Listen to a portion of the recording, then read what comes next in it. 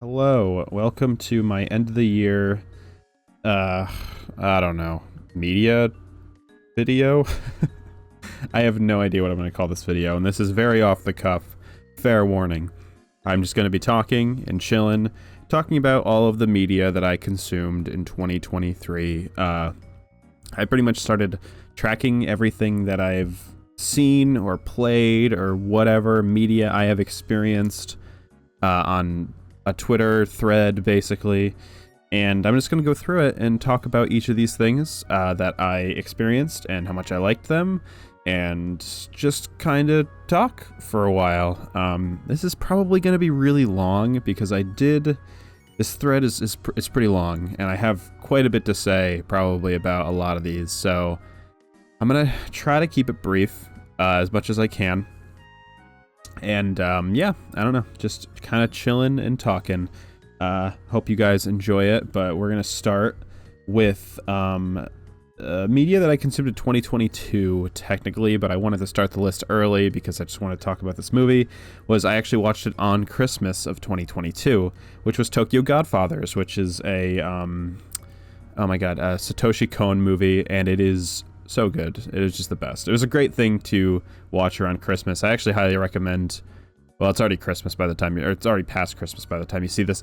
I was gonna say I'd recommend watching it around Christmas, but it's too late. Watch it next year, 2024 Christmas. Watch Tokyo Godfathers, or just watch it whenever you want. It's a really good movie. It's got like such good animation. It's kind of insane. It's got like really good facial animation, like the way the characters emote and everything is like probably the best I've ever seen in any movie, like animated movie ever, probably. And its story is just amazing, very heartwarming, very, very cool, very real in a lot of ways. Just a good movie, really good movie. If you haven't seen it, go see it. Satoshi Kon is a genius. He's got some of the best movies, like anime movies ever, so yeah. Anyway, yeah, next one, I played Spider-Man Miles Morales, which is the DLC for the Spider-Man PS4 game. I liked it. I don't think I liked it as much as the original, if I recall. See, on here I say the pacing was definitely better. Yeah, I think the combat and the pacing was definitely better than the original. But yeah, I wasn't too invested in the story. The story was good, but the villain and everything, I don't know, it just wasn't that interesting to me. I think the original just had a little bit more of a... it had a grander scale because I think it had more properties to draw from because Spider-Man, series to draw from.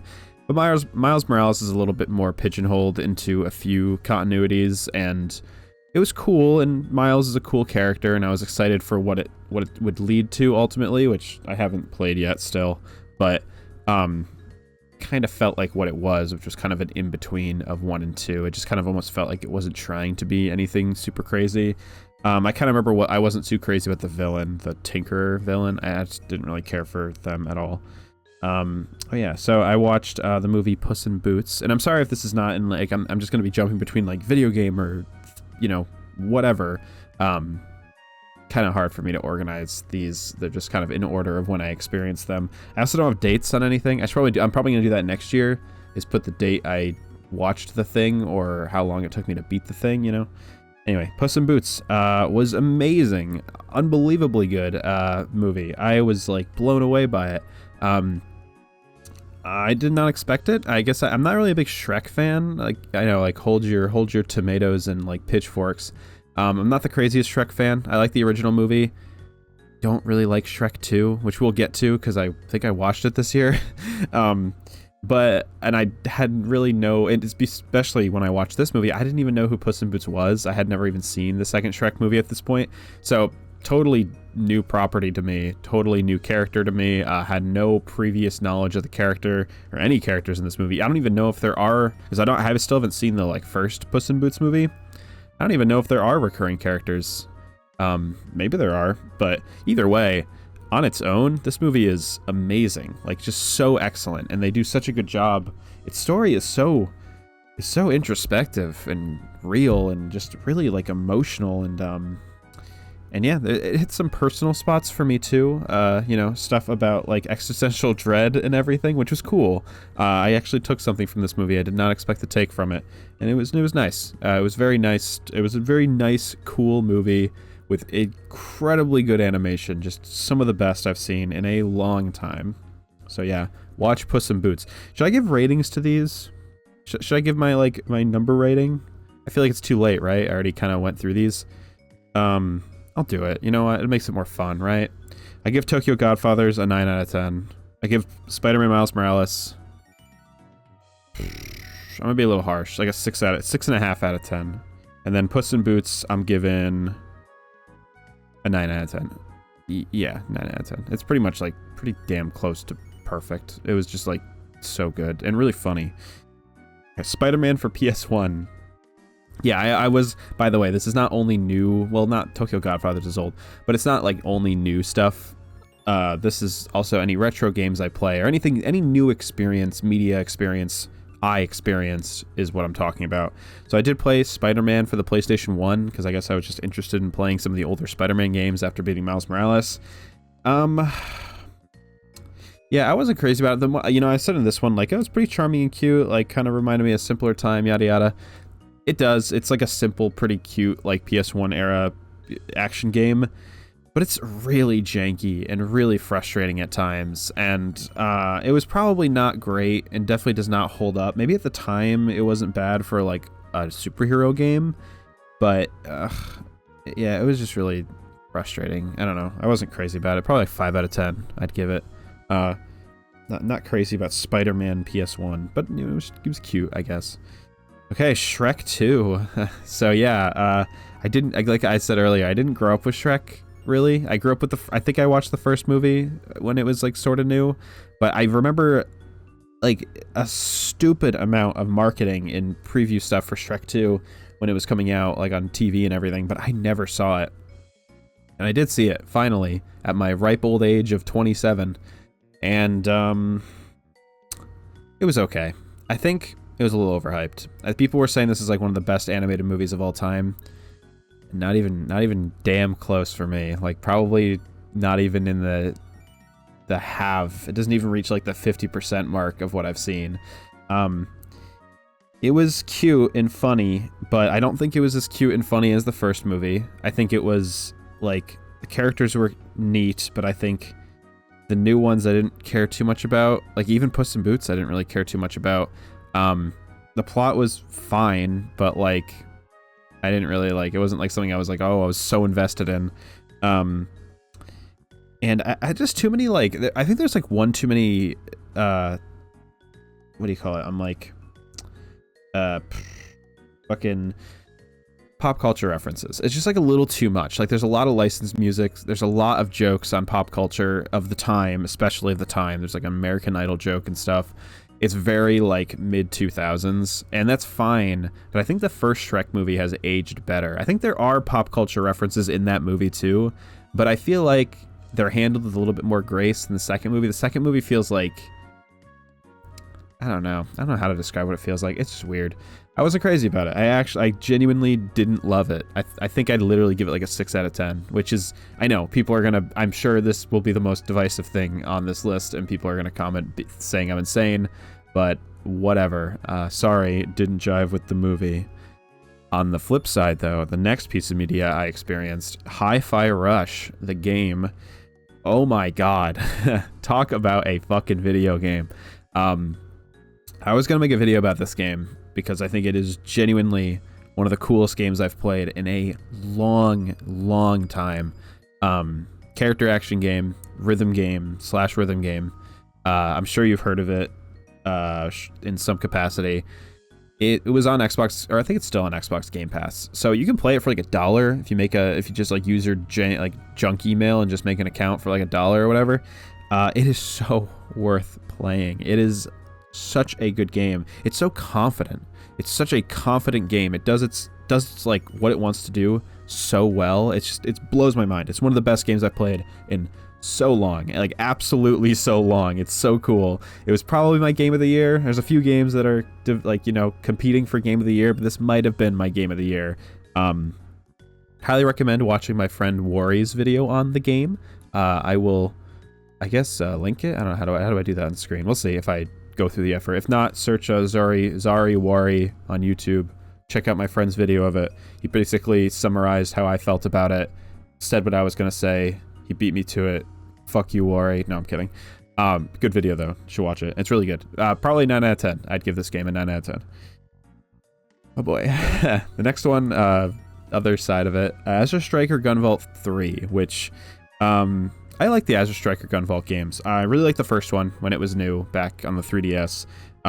Really craved Mega Man Zero-esque content, so it was pretty cool to see Into Creates making like their new Mega Man Zero, basically. Their mighty number Mega Man Zero. And the second one I remember liking, but it's kind of like a blur when I think about it. And I didn't play the spin-off game with like, what's his name? The other guy. I don't know his name right now. I didn't play that one. I am not gonna lie, this game sucked.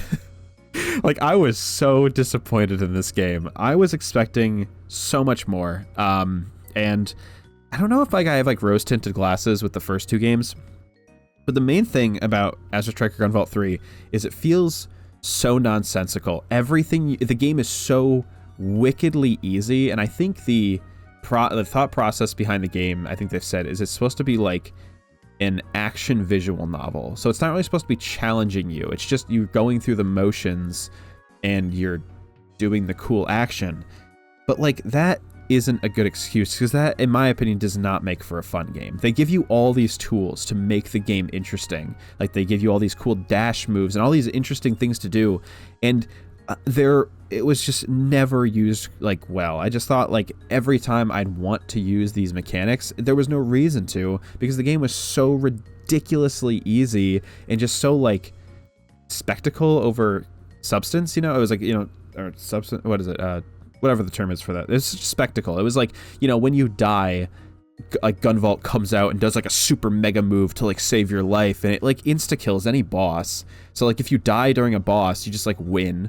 And like my friend was like, well, you just gotta press start and then just like exit the level. And it's like, why would I do that? Like, why would the game expect me to do that? Like, it's obviously supposed to be just like nonsense. Like, you're just supposed to kind of be going through the motions, and I guess it's fun to move around. But if I'm not challenged, like, there's no fun in that to me. It's just like, yeah, it's nice, but I just kind of crave something more. Like, I crave a game that really like tests my abilities with those movement options, which this game does not at all, and it was really disappointing. I think I'd literally give it like a 3 out of 10. Like, I really didn't like it, and I also didn't care for the story and the new characters or anything, so just kind of failed on all parts for me. Unfortunate, because I really do like that series and was hoping it was gonna be good. Next game, SpongeBob and the Cosmic Shake, or SpongeBob the Cosmic Shake, whatever. I actually really like this game, and the more I think back to it, the more I'm like, that was really nice. That game is like a gem of a game. Is like, so I grew up with the SpongeBob games, and over time they became more like mini game focused, whatever, some of the later games on the Wii and stuff. But that like Battle for Bikini Bottom was such a nice little solid game based on a property I liked. I feel like they don't do that anymore. I feel like if there's property-based games, they're kind of a bigger deal. You get stuff like Spider-Man. You get stuff like, you know, like the Marvel games that sometimes come out. That Harry Potter game that came out recently. They're such bigger deals. Like, there's such a bigger emphasis on them. So they need to be like a bigger thing, you know? They need to be this like big AAA game. So to have like, and then if they're not, they're like, there's no in between. It's like either that or it's like a mobile game made on like a $10,000 budget. But this game feels like the perfect thing I was missing. Like very nostalgic, where it's like the B platformer. It's like the slightly less than AAA platformer or game in general. Where it feels like it has a budget, has some passion put behind it. But it's not like trying to blow your mind. It's just like a pretty basic 3D platformer, and it's using the engine of the Battle for Bikini Bottom remake, so it feels like a retro like a 3D retro platform, like a PS2 era platformer. Genuinely does feel like that, not just like some cheap recreation. Like they really got it. They really got the feeling correctly, and it's pretty fun. It does a few things that I don't love in platformers, where it does like a very much like they want you to just kind of like retread the same levels again to get 100%. And like, it's just like playing the game a second time, but like more thoroughly. And I'm not crazy about that. Either way, I kind of highly recommend it for anybody who grew up with SpongeBob games, because it is really like a blast from the past, like just good time. It's also pretty good length, I think. Highly recommend. Probably give it like a 7 out of 10, but personally, maybe like a 6 out of 10, like objectively, but subjectively probably a 7 out of 10, just because I really did appreciate what it was and like what it stood for in my life. But yeah, oh boy, forgot about this one. Aggretsuko Season 5, which was the final season of Aggretsuko, the Sanrio show on Netflix. Man, I could make a whole video about this topic, and I'll keep it brief here. This was so massively disappointing. I love that show. I loved that show to death. The first 2.5 seasons I thought were some of the best written adult cartoon media I'd seen in forever. Like, so good. It was so good. It was so nuanced and interesting, and like the way they talked about relationships and the people you interact with and everything, and even just like personal life stuff was so good. It was so much more it was so much more mature than I expected it to be, because it was a fucking Sanrio show. I don't know, like I didn't expect anything. But man, it starts dropping off super hard, really fast. Season 4 and 5 are a joke. Season 5 is a joke. I think it is so poorly written, and like it goes back on so much of what that show was trying to do in the first place, where it was like kind of trying to be a non-conventional story about like working and like life and everything, to just make this story that just felt so like, oh man, just so generic and a little bit like bootlicky. Felt so bad, and bad taste. It's such bad taste. I really was so disappointed on what this show stands for now, because I think it's incomplete. Like, it literally was going in such a good direction and then falls off. So like, I can't really recommend it to people, because I'm like, yeah, you're not going to be satisfied, because you're not going to get a decent ending to these relationships and this story. But the first 2 seasons are really charming. So I don't know. I really hated this. What this stood for, like what this meant to me, hurt so bad. So like, I'm probably gonna give this like a 1 out of 10, because I was just so pissed at this stupid season. I have to kind of go through it, maybe watch some like retrospectives of the series again to kind of get a full gauge of why I feel this way. Because I watched these seasons as they were coming out, so kind of pretty big gap in between them. But it did not leave me with a good taste in my mouth at all. Was really disappointed. My rant on my Twitter thread is pretty funny, not gonna lie. Anyway, next. Resident Evil 4. Yeah, so I had some friends come over, like online friends visit, and we played Resident Evil 4 because I had never played it before. And it was really good. I'd never really played a game like Resident Evil before. I mean, I played Resident Evil 2's remake a few years ago, and I really liked it. But Resident Evil 4 is just something that totally like escaped my consciousness as a teen, as like a young adult teen, whatever. So I'm glad I finally got to play it, and yeah, it's just like a really good video game, just like a solid ass video game. Combat's really good. Scenario design is really good. They really get a good use of the scenarios. Story's really funny and campy and like just fun and interesting. I think the only thing that I think I had issues with were a few sections were pretty stupid, like in terms of what they expect you to do. And then the beginning's a little slow. I think that's like something I didn't even mention, because I think I played like the first half of the game like a year before I beat it, like I kind of stopped playing it, then went back to it.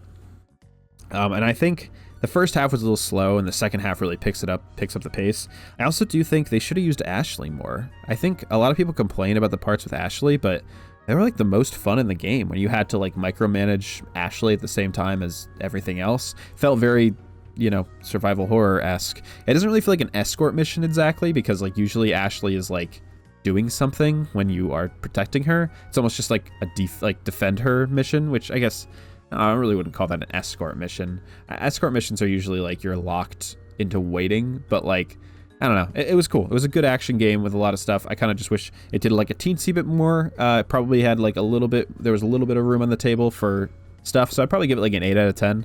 I haven't played the remake, and I don't really plan to, actually. I feel like that remake got a little overhyped. I haven't played it personally, but I watched my friends play it, and it looked neat, but there were decisions in that game that were made that feel very not good. And it's amazing how people were just like, oh, this is like perfect. And I'm like, is it though? Maybe it is to some people, but I don't know. There's a lot of shoes to fill when you remake a game like Resident Evil 4. So next game I played, Little Mermaid on NES.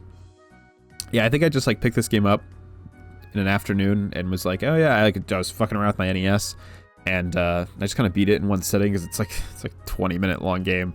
It's kind of fun though. I kind of liked it. What did I say here?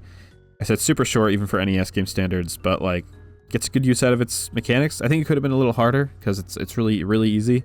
But in terms of Capcom, like Disney Capcom games, I thought it was pretty underrated. I don't know. It's, again, really short. It's hard to like say much about it. Like it's definitely a little tiny game to kind of play. Just, you know, whatever. To shoot it up on an emulator one day and be like, oh, that was kind of fun. That was kind of cute. I'd say maybe like a 7 out of 10. Maybe 6 out of I guess 6 out of 10 is just a really like, you know, wishing you had more experience kind of thing. Oh yeah. Okay. So. I watched a movie I had not seen before, actually, which I wish I had. A Boy Named Charlie Brown, which is one of a Peanuts movie, obviously, and it's one that I hadn't seen before. It was one of the first theatrical Disney, or oh my god, Peanuts movies. Please never let me get Disney and Peanuts mixed up again. Holy shit! One of the first theatrical Peanuts movies, and it was so good. I highly recommend this movie to anybody who's like vaguely interested in Peanuts media, even if you're not and you like kind of want to be. This is a great representation of those comic strips and the characters.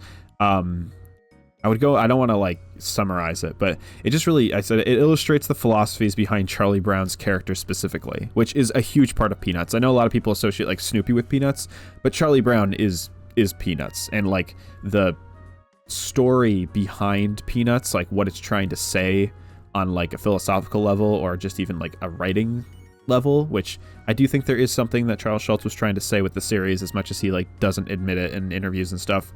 I think this really encapsulates that message and like that philosophy that those comics followed.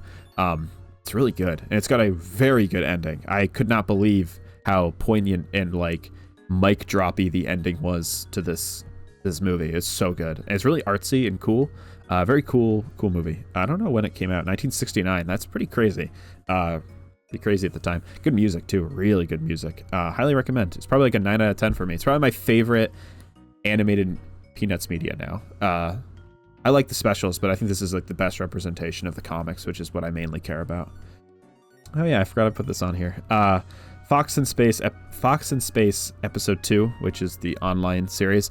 I normally probably wouldn't have put like an online thing here. Just, I don't know, it's kind of hard to judge them with like, you know, big budgeted media, you know. But it had such a big hype around it, and it took so long for it to come out. So, and it was something that I was really excited for because I really liked the original. And honestly, it was super cool, and it was like totally worth the hype. It's a lot bigger in terms of scale compared to the first one, which I thought the first one was just really charming and fun and like a really nice little novel piece of fan animation. And it has such a good way of telling its story, you know. It's such a confident, cool style that like I don't see very often in fan animation, and it fits surprisingly well for Star Fox. Like, it was something that I did not expect to fix so well with Star Fox, and I just really like Star Fox's characters. I love Star Fox in general. Well, I love Star Fox 64 in general, which is pretty much all there is to the series at this point, in my opinion. But yeah, this was super cool. I highly recommend watching both of these if you haven't. They're very, very cool fan animations. Oh yeah, oh man, I haven't like scrolled through this list in a while, so I'm kind of forgetting what I put on here. Chrono Trigger on Nintendo, the DS version of Chrono Trigger I beat in March. Oh, I was saying I didn't date these. I have dates because I wrote them out the day I finished them. Okay, so March 29th is what we're at, by the way. By the way, you're probably looking at the length of this video right now. We're only at March, by the way. Like, buckle down, buddy. Anyway, Chrono Trigger. Never beat this game before, had always wanted to. It's a masterpiece. It is a goddamn masterpiece, and it holds up so so well. It's insane. I think putting your, like, you know, time travel-y goggles on while you're playing this game to really think, like, this is from 1994. Like, there were not many games like this back then. Makes this game just feel, it's incredible. It's an incredible feat of video gaming, and it totally deserves the hype. It's so good. It's such a good RPG. It's probably the best of that era so far I've played. And again, a lot of people have bias, like, against this game or towards this game. It's very, like, nostalgic game for people. It's a very I don't know, it's very like overrated to a lot of people, but if you're taking my word for it, I am just now experiencing a lot of this era's JRPGs, and I'm kind of going through them slowly. And, you know, I played Final Fantasy VI recently. I played Final Fantasy VII recently. I beat Mario RPG before, but I replayed Mario RPG recently. All these, like, very legendary mid-90s JRPGs. And I think this one is the best I've played. I think this is truly the best. I haven't played some of the weirder ones. I do want to play, like, Terranigma is on my list. I'm trying to play Final Fantasy IX right now, which is a little past this era, but I want to go back and play some of the weirder ones. I know, like, yeah, Terranigma is one that I've heard a lot about. There's some Breath of Fire games I've heard people like. I do want to try to play, what's called, Phantasy Star, some of the Phantasy Star games too. But I will say, Chrono Trigger, there's got some big shoes to fill, because this game is unbelievably good. So good. Just, man. Probably the closest thing to a 10 out of 10 game this year I played. I'm still hesitant just because, like, you know, it took me a while to beat. I don't know, like, maybe there's some negatives to it. It's hard to think about it right now, but I liked it a lot. Oh yeah, on April 1st, I played Murder of Sonic the Hedgehog, which was the visual novel Sonic game they released. This was great, like, genuinely awesome. It's so funny how it was made to be, like, an April Fool's joke, but, like, it's very hardly a joke. They could have easily charged people $10 for this on a normal day, and people would have ate it up anyway. Like, it was honestly kind of like a gift. It was really, really good. It reminded me of the IDW comics. It felt like just like an arc in the IDW comics, which are, by the way, the best Sonic media you can consume right now, especially in a storytelling perspective. I haven't played, like, Sonic Frontiers and stuff, but the IDW comics are fantastic and are really good in terms of character writing and stuff. I haven't caught up with them in a while, so I have to kind of go back and catch up, but they're really good. Just trust me. If you're a fan of Sonic and you haven't read those comics, I highly recommend it. It's made me more of a fan of Sonic than I was before, and appreciate the characters more than I have ever in my life. So it was cute to play this after reading some of the comics. It's like, they're really good characterizations of these characters, and I keep seeing people who haven't read the comics and are playing this game, and they're like, holy moly, like, these characters are so fun. I don't remember, like, you know, Vector being this charming, or I don't remember, like, you know, Espio having this much character. This is so funny, this is so fun. And it's like, yeah, this is what's going on behind the scenes in the non-video game realm of Sonic sometimes. Like, you know, the Sonic games just don't get the attention, the writing attention that these other pieces of media get. Besides the movies, just saying. I don't like the movies. Yeah, I'd probably give it like an 8 out of 10. I think this is, like, really, really good, and just a really good size too. It's not too long. It's maybe like 5 hours tops, and it's a good little romp, like a one-sitting little visual novel romp, and very cute. It's free, so can't complain that much. It's exactly what it needs to be, and it's really good at being that. So I highly recommend it. I played Frogger Temple of the Frog for the Game Boy Advance. So was this the second game in this series? Or was this the first one? I think it's the first one, Temple of the Frog. Yeah, so this is the first Frogger game on GBA. And I had heard that these were pretty good, so I wanted to try them out. And it was really, actually really fun.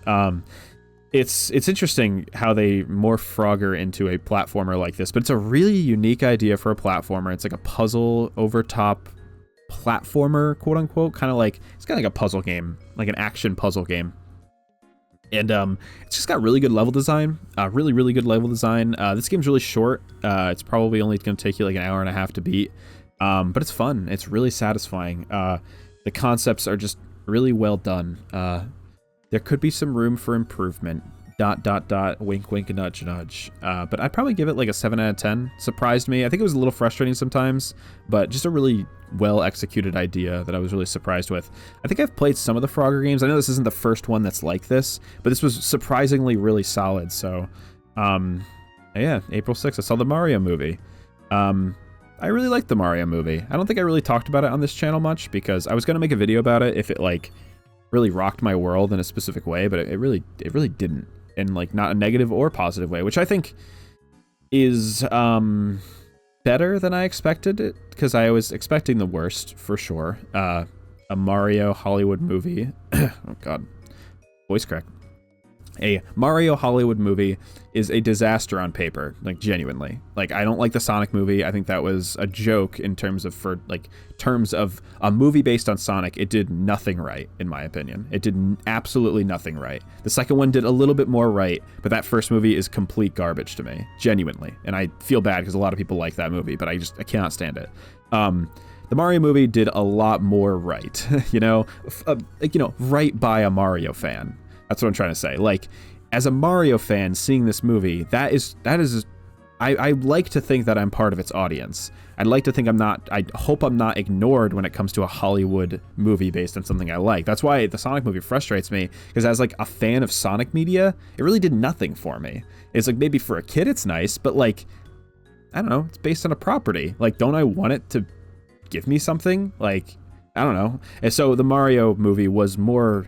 It doesn't have to be like stupid references. I just was hoping it had that like Mario soul, and it definitely did. By a lot it did. It was actually, I was really impressed with how well they adapted Mario into a movie story, and how much stuff they took from non-Mario games, which was really impressive, because I thought Nintendo was gonna just be like, on their ass about making sure this was like the most on-brand thing in the world. But the fact that they used like the Mario Brothers Super Show theme, and they had like Mario's family appear and stuff, that was way more than I expected this movie to do.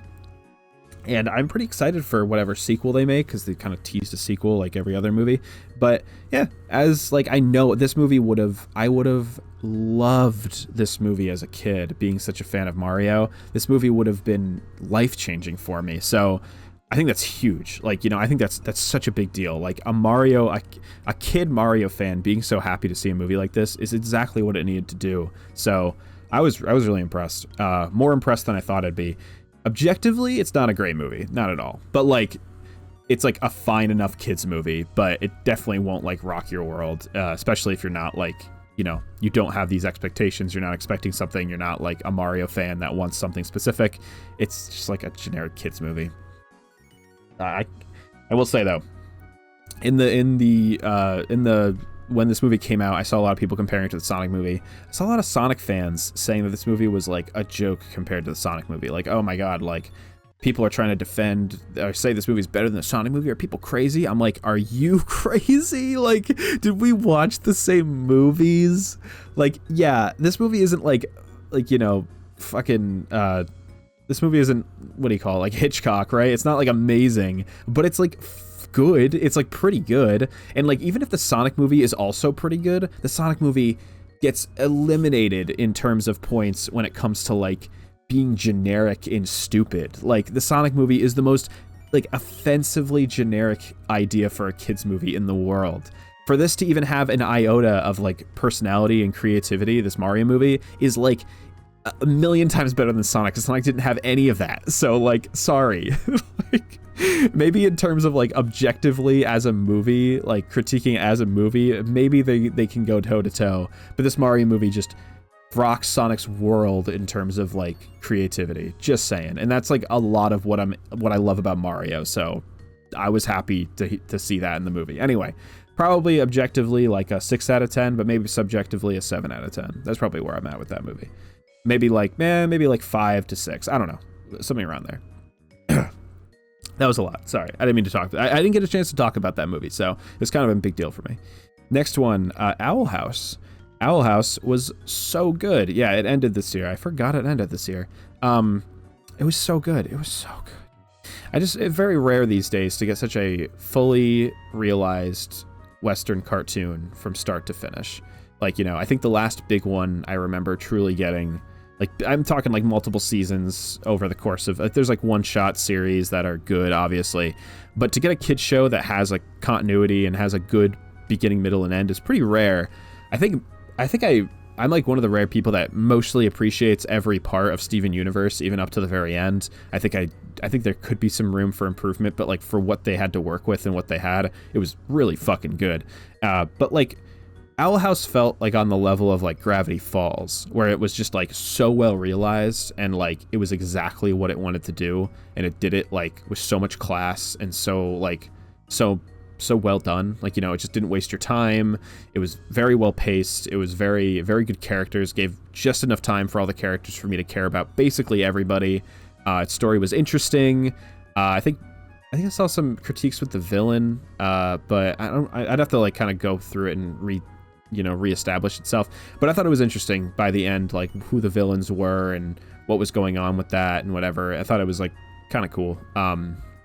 It's a good show. Really charming, fun, interesting television show that came out of a kids cartoon on Disney. So very good. I was just happy that I have shows like this still. Like, you know, felt like maybe Steven Universe was like the last bastion of hope when it came to this kind of stuff. But it's nice to see that stuff still coming out, even though this has ended now. So I don't really know what the current day interesting cartoon is to follow, but we'll get something eventually. Probably give it like an 8 out of 10 as a whole, maybe even a 9 out of 10 as a whole. It's just super fucking good. So yeah. I played Streets of Rage 4 with some friends, and it was so good. Such a solid experience. This is the theme of this year, is I've just really solid things I experienced. Streets of Rage 4 totally lived up to the hype. It's probably one of the best beat 'em ups I've played in a long time. You know, I'm a fan of good beat 'em ups, but they're kind of rare, honestly. Like, I liked I played Shredder's Revenge a little bit this year, and I didn't beat it, so I don't think it's on this list.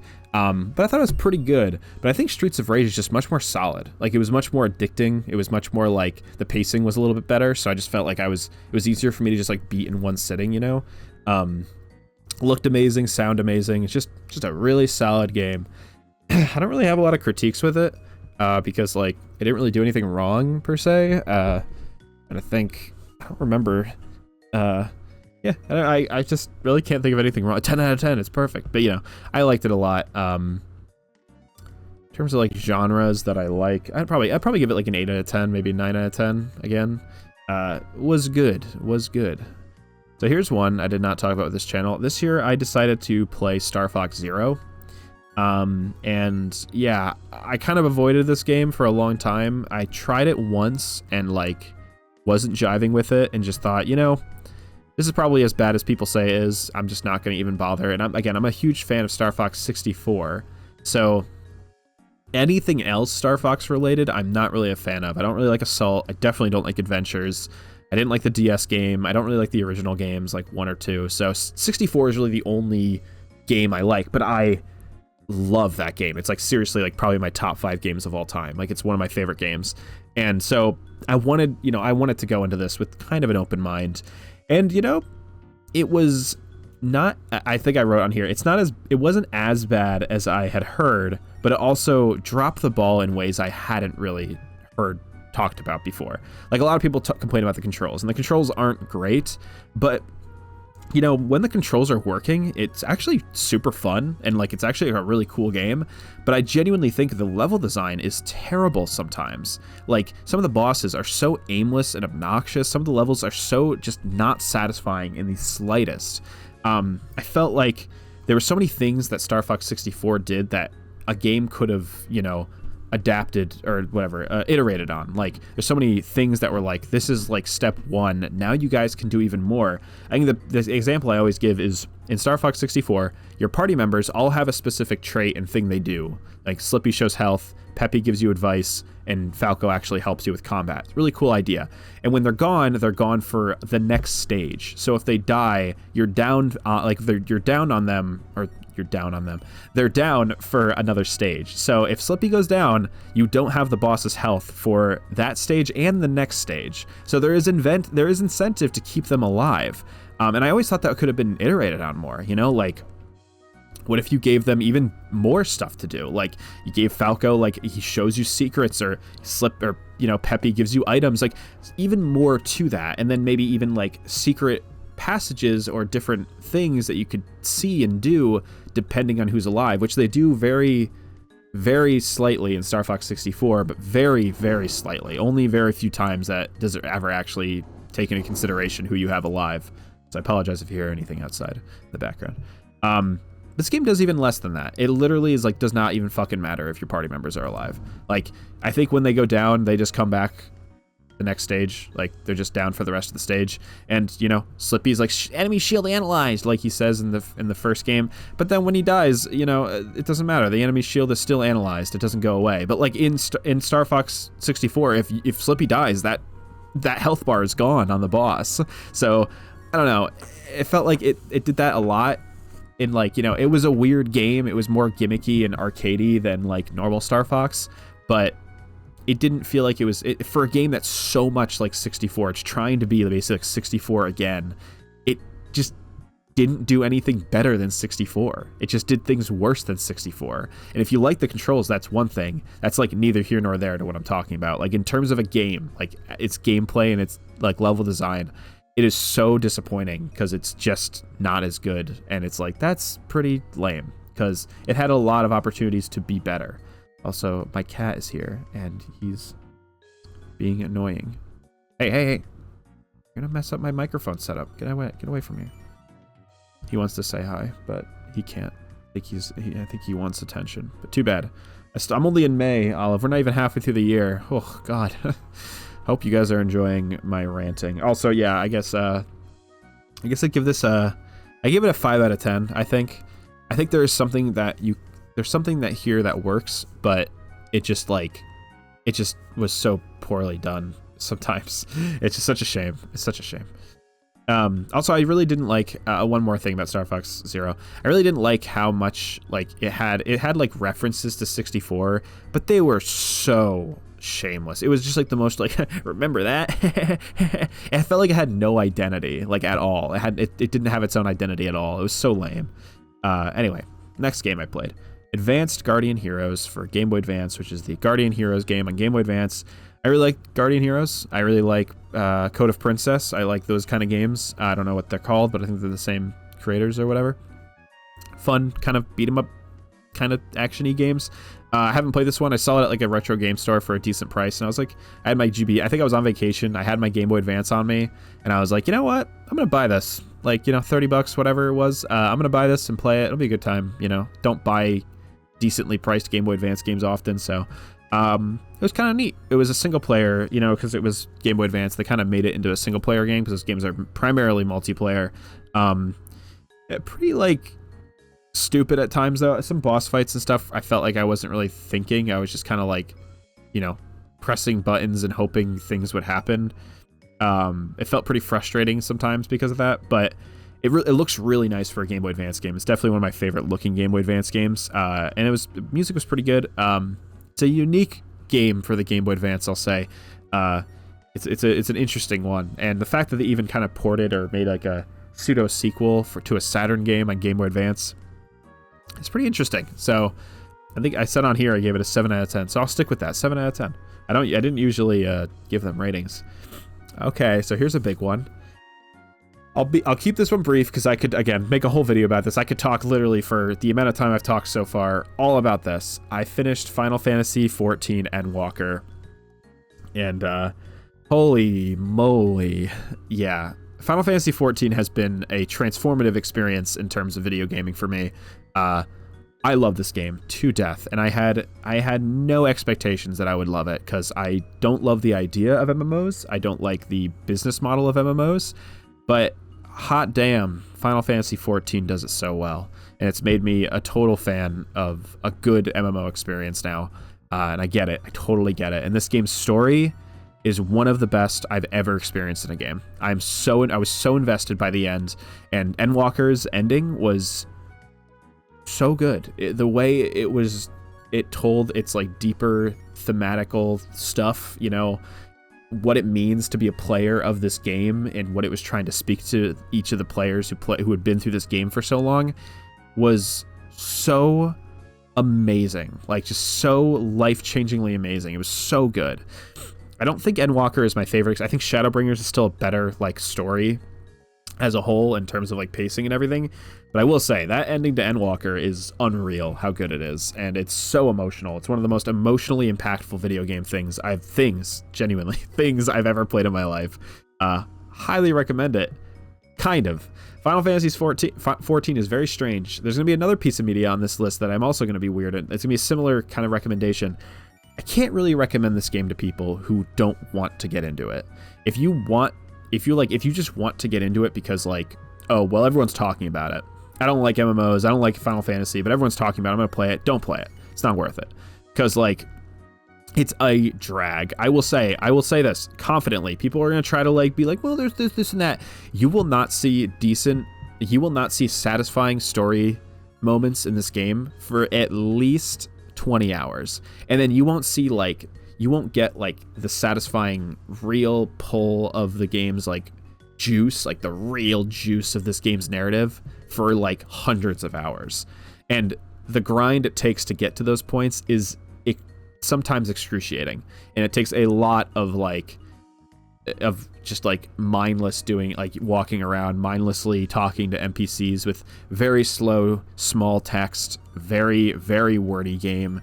It is a commitment. If you have friends to do it with, it makes it a lot better.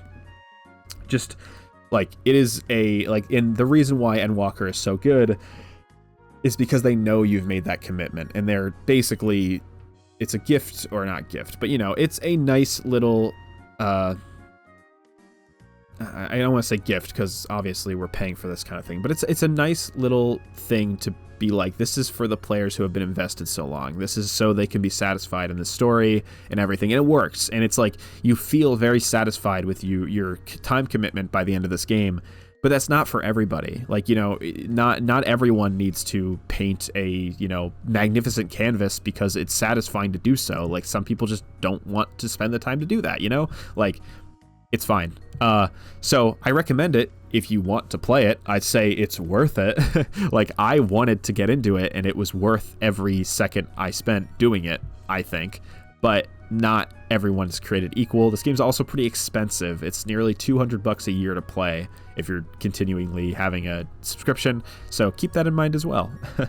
Either way, life-changing, more fucking experience, 10 out of 10. I don't even know. Probably a 10 out of 10. I really don't think there's many things like it in my life I've experienced. Another one. Holy moly. This year, it's a banger piece of media I experienced this year. Just saying. I never even really thought about this. Across the Spiderverse, which is the sequel to, you know, Into the Spiderverse. People seem very weird about this movie, but I loved this movie. Like, this movie was so good. I didn't think they could top the original, but I genuinely think this might be better than the original movie. It was just so good. It's in so many levels. And I think a lot of people are kind of sour now because of all the stuff that came out with the animators and the team that made it, and, you know, the sequel and how they promised the sequel thing, but it's probably not going to happen now. But, you know, I really respect this movie for still having a beginning, middle, and end.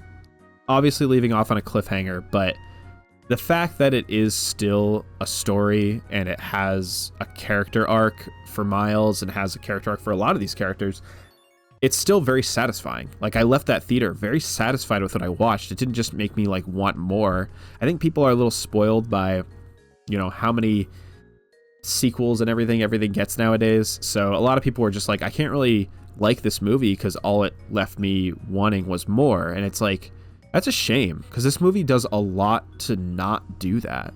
Like, I don't think I even need the sequel. If it never came out, this movie would still have the same exact rating. Sure, I want to see more, but if there's a lot of questions they didn't answer because, you know, they want to answer them in the sequel, but that doesn't really bother me that much right now. Like, I got a good movie.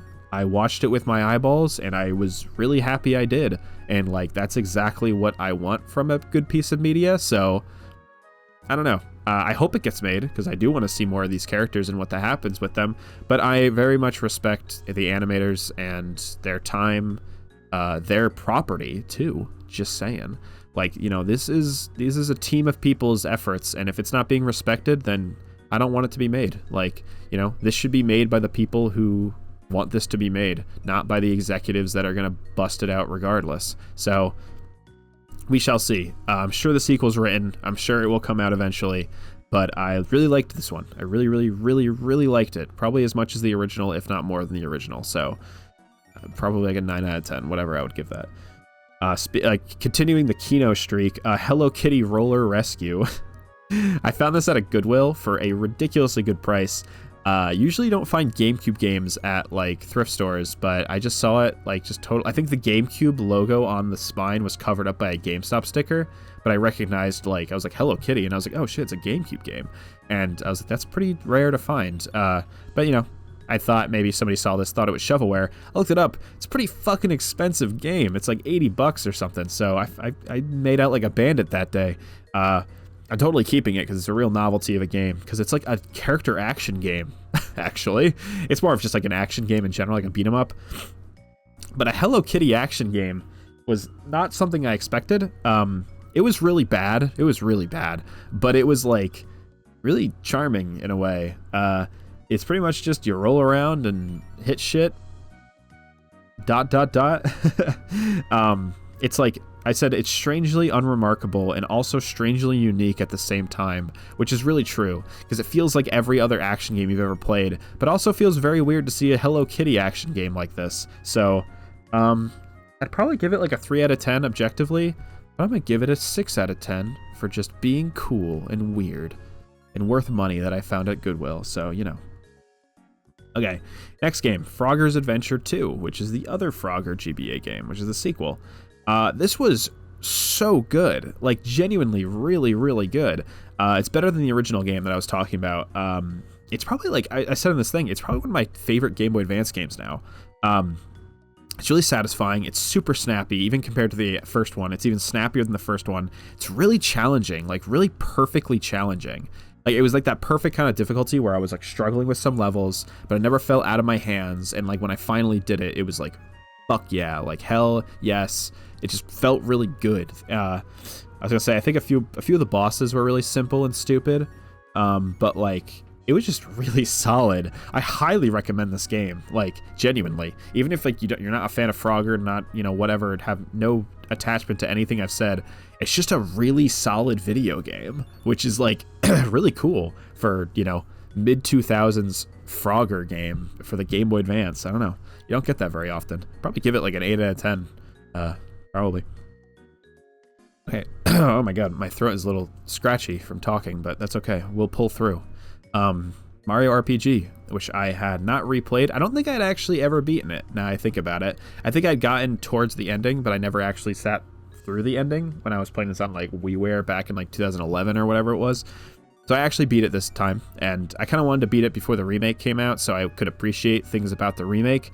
I still haven't played the remake, but it looks cool. But yeah, I really liked it, obviously. I think it really does hold up, and it's... I was gonna say, it really is so unique for a Mario game. It's so cool to see this style of a Mario game. There really never was something like it again, and there hasn't been since. Well, that's the same sentence. There wasn't anything before it, and there wasn't everything. There hadn't been anything since. Whatever. You know what I'm trying to say. It's really good. I think when I was playing it originally, when I was like a teenager, I like didn't really fully get it, or I didn't really like take into consideration any strategy. And it doesn't really encourage it that much, but when you do, you kind of break the game in half because like it's pretty easy. So I like games like that, like decently simple RPGs that you can just kind of like just break by you know, playing by its rules a little bit. It's fun. It's a good game. Highly recommend it. I play the remake probably if you want to play it nowadays, but the original still has probably something of value. So it's really charming looking too. Just a good looking and sounding JRPG. Super good. Not as good as the other RPGs that I hold on such a high pedestal, like Paper Mario, but I really did like Mario RPG. I'm glad I played through it this year, and I played it on original hardware, which is fun. So, you know. I think No, yeah, this is the game where okay, yeah, so when I was playing it, my friend gave me his, like, Super Nintendo Junior, like, the second model of the Super Nintendo, which is really cool. I was like, you know, I really like that model, but it was kind of janky a little bit, and I was able to clean it and get it working. And I was playing Mario RPG on it, and then it crashed once, and it wiped my save. And I was like, God damn it. So I had to find a save that was at that point in the game online, which is frustrating, but, you know, it is what it is. Okay, so then the next game I played was Lunistice. It was a platformer on Steam. It was fun. It was really short, but I think I beat it in like a sitting. But it was cute. I think it's who's it made by? It's made by, it made a different platformer at one point. Really fits this like specific genre of like very short kind of just like fun little 3D platformers that a lot of people are making nowadays. Yeah, it's just a good indie game. Definitely worth a few bucks if you see it on sale. Just like games can exist like this. Just small little, you know, indie games that don't need a grander presence besides just being a fun little romp. Hopefully it didn't take him too long or the creator too long to make this game. And it can just be a little bit of money, you know, just for the creator, you know, just a little passion project. I don't know. It's just, these satisfying little games are always a good thing. I really hope I hope there's more of them. Oh yeah, I played Gravity Circuit, which is a platformer, another kind of indie platformer. I think it's made by Tribute Games. So yeah, I think it was pretty good. It kind of felt like a Mega Man X / Mega Man Zero style sort of thing. It's more melee focused, which was pretty cool. I will say, I think I remember the difficulty. The main problem I had with this game, though, is the difficulty was really all over the place. Like, I like it, but I said here, I think 99% of my deaths were on 1 or 2 bosses. Like, it was the platforming was good but pretty simple, and I think when you hit spikes, it didn't insta kill you, so like you could pretty much like just kind of rush through a lot of the levels. But then some of the bosses were so insanely difficult and punishing, so sometimes it just felt like there were huge difficulty spikes. I liked it a lot, though. It felt really good to play, and it looks amazing. Like, if you're seeing footage of it right now, if I actually bother editing this video correctly, it's just a gorgeous-looking game. Really, really good. Oh, yeah. So, me and my friends have been watching some of the original Godzilla movies in order. We actually haven't watched one, I think, since we watched this one, unfortunately. But we watched Mothra vs. Godzilla, which is technically the second movie. Yeah, it was good. It was goofy. I said it was goofy and fun. Godzilla is such a klutz in that movie. I remember I was like, Godzilla kept tripping and shit, and I was like, what the fuck's wrong with him? Like, why does he keep doing this?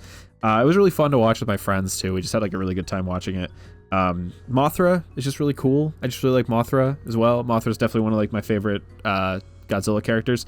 I watched a lot of these movies as a kid, but I really haven't seen them in, like, decades. Like, you know, I always used to watch them on TV with my dad, or we'd get them on VHS or whatever. So I'm glad I got to watch this. I don't know if I ever saw this one, but it was really good time. Really good time. I do want to get back into those. I keep telling my friends that we need to watch them, but I just keep forgetting. Okay, next I played Link's Awakening DX, which I had not played before at all. So I was really, really surprised by this game. I was totally blown away by it. I had not really played I haven't played any of the Game Boy Zelda games besides like Minish Cap, I think. This might be the best 2D Zelda game I've played, I think. Like, the more I sit on it too, first of all, oops, my phone going off, hold on, my bad. Sorry about that. The more I think about it, first of all, the story is really cool. I'm sure everyone knows everything about it. It's hard to, you know, if you're into the Nintendo zeitgeist at all, this game's story is like one of its biggest draws. Really good, just really cool story for a Game Boy game in 1991 or whatever. And then it's very like big. It's a very big Game Boy game. It feels, you know, it's funny.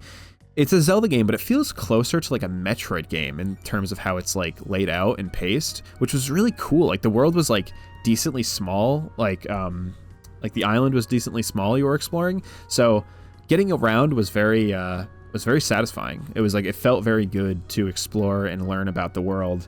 And the dungeon design is insanely good. Like, I cannot stress that enough, that the dungeon design is some of the best I've ever played in a Zelda game. This is a great example of why I much prefer 2D Zelda to 3D Zelda, is the dungeons are able to be way more intricate, way more like precise in the way they're designed, which makes them so much more satisfying to get through. I've never been a huge fan of 3D Zelda, but I'm really glad I played this because it's like a real good approximation of why I love 2D Zelda so much. It makes me really want to play like Oracle games and like some of the other 2D games. But man, I really wish I played this as a kid. It's like one of those games I like while I was playing it, I was like, man, if I had this as a kid, I would have loved it. I will say some of the dungeons are really hard though. I could not imagine getting through some of these as a kid. But either way, I really do wish I had it as a kid. Good game. Probably it might be another 10 out of 10 on my list. It really does like just tick all my boxes for me. Really, really good game. 9 or 10, something close to that. The Barbie movie I saw, I was really surprised by this movie as well. It was really good and a way more like existential than I anticipated, I think. I was expecting it to be good because I kept hearing people relate it to like the Lego movie, in terms of like brand movie that actually has something cool to say. And it definitely did. I think like something I didn't like about the movie was I think there is this I don't know how to word it. Like science fiction nowadays is very interested in being like I don't know how to word this. Very interested in being like close to like hard sci-fi, where it's like trying to have logic, trying to have like something behind it that you can like tangibly understand.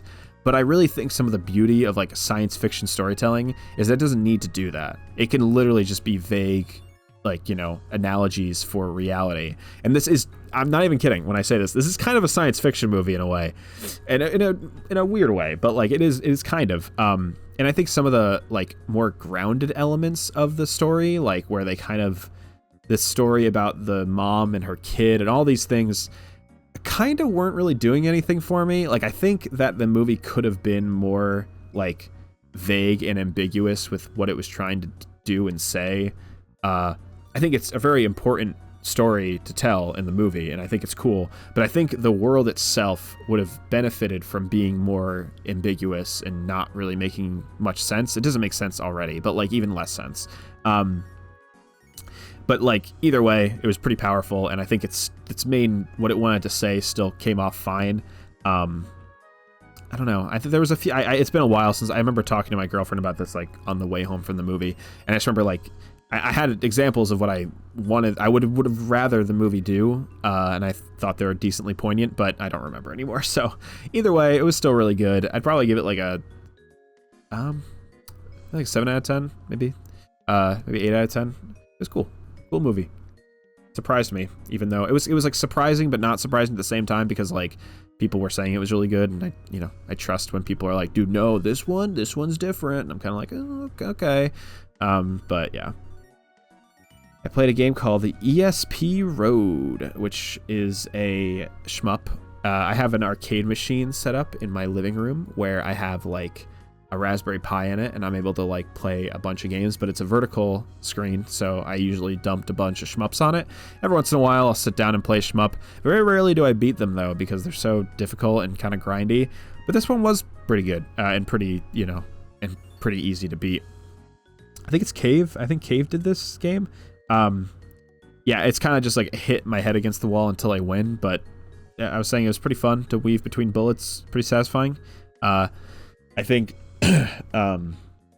shmups, like in general, are definitely not my speed in terms of game, but they're pretty fun, and I would love to get more into them. Interesting that I decided to build an arcade machine that's basically a shmup machine, but it was actually originally just supposed to be a Miss Pac-Man machine, but it is what it is. And then, oh yeah, so I read Sonic IDW's Scrapnik Island, which was like a one-shot little story for the Sonic IDW comics about Mecha Sonic from Sonic 3 being, it was really great idea for a series. It's basically like an island that Eggman just dumps a bunch of his badniks to when they like aren't useful to him anymore, and like sort of just a world they create, and there's like, it's like really good. It's just really good. It's really well drawn. Like the coloring and the line art is amazing in this little series. It's crazy how good these comics can look. There's a lot of dedication and passion behind it. A lot of A lot of good references to weirder pieces of Sonic media. I just had a really good time with it. Highly recommend it. Even if you haven't read the IDW comics, it's a total one-off if you're interested in Mecha Sonic. Also, I will say, no direct spoilers, but let me just say, as a fan of Super Mario Bros. Z, there was a few scenes that I was like, holy shit. I'm being spoken to here. Because, Mecha Sonic is pretty iconic for that web series, so... Anyway, it was pretty good. I'd probably give it like a 7 out of 10. Maybe 8 out of 10. I don't know. It was good. Hard to sometimes it's hard to number these. I apologize. A lot of good media though, if you haven't noticed. That's the pattern here. I tend to drop bad media, so this is mainly the stuff that grueled through the auditions, I'll give something like an episode and then drop it, but if I like it enough, I'll keep watching. But I don't put this stuff on the list unless I finish it, so next thing I watched was the Netflix One Piece show. So we're in September. We're getting closer. This was really fun. I'm a big One Piece fan now. I will explain eventually in this list. So I wasn't really sure what to expect with this because I had heard people saying it was probably gonna be good because there was a lot more passion and heart put into it. But it's also a live action anime. I will say a live action anime based on one of the cartooniest shonen I've ever seen. So I wasn't sure, but they changed a lot with it because one thing about One Piece is it's really long, obviously, and they summarized 95 chapters of a manga in 8 episodes of a show or something, which is ballsy to say the very least. And they did summarize and abridge a lot, and they changed some pacing of certain things in ways I don't really appreciate because I think knowing the context of most of the story now, it doesn't really make sense to do that, or at least it messes with some continuity stuff later. Not in an egregious way, not in anything that's gonna be a big problem, I don't think. I think they're planning this decently properly, but decently prop is that how you say that? Decently prop whatever. They're planning it okay, but yeah, I don't know, it's just some decisions I wasn't crazy about. Yeah, overall, good though. Surprisingly good. I think that's not a hot take. I don't think I'm the first person to say that surprisingly, that this surprised me. I like it though. I don't even really like live action shows much. I'm not really a live action show liker. I never even finished really Breaking Bad, in terms of legendary, live action TV. So, surprised at how much I enjoyed this just in general. So, oh yeah. Then I watched Ponyo, which I had never seen before. It's a Ghibli movie. I liked it. It was really cute. I will say, though, I think it doesn't have a lot to say, unlike other Ghibli movies, which is fine. I don't think every Ghibli movie needs to have that. But it felt like it was it kind of wanted to and kind of didn't want to at the same time. I still think even if it doesn't have a lot to say about there was some stuff about pollution in the story, but barely anything. I think there wasn't much to the characters, which I didn't really care much for. I think if a Ghibli movie is not going to tell me much in Princess Mononoke has a lot to say about the world, but the characters aren't really that interesting. And Kiki's Delivery Service doesn't really have a lot to say about the world, but it does have a lot to say about people and Kiki and the characters and everything and growing up and all this stuff. I feel like Ponyo doesn't have that, really. It really doesn't have that level of nuance, so, it's just cute and fun.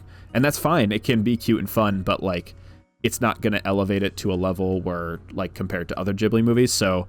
It was probably I said it was probably in the very middle of my favorite Ghibli movies. It wasn't the best, but definitely wasn't one of my least favorites. So it's pretty good, pretty good. I liked it. Probably give it a 7 out of 10.